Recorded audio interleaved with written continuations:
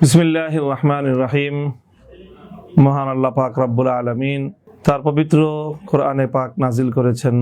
অন্যতম উদ্দেশ্য হলো মানব জাতির মধ্যে সাম্য এবং ইনসাফ কায়েম করা।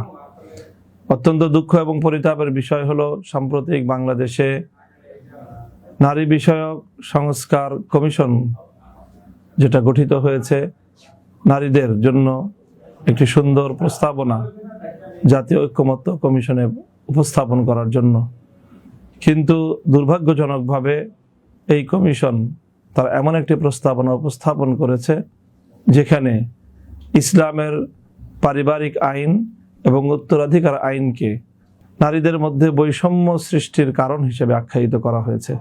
এর মাধ্যমে এই প্রস্তাবনাটি শুধুমাত্র ইসলাম বিরোধী নয়, বরং ইসলামকে কটাক্ষকারী এক চরম ধৃষ্টতাপূর্ণ একটি প্রস্তাবনা।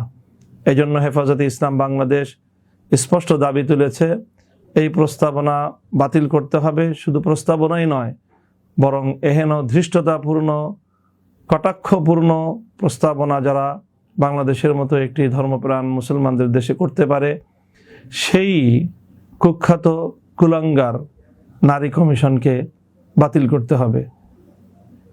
আরও কয়েকটি দাবি সহ আগামী ৩রা মে শনিবার সকাল ৯টায় রাজধানীর ঐতিহাসিক সোহরাওয়ার্দী উদ্যানে হেফাজতে ইসলাম বাংলাদেশের আহ্বানে অনুষ্ঠিত হতে যাচ্ছে মহাসমাবেশ।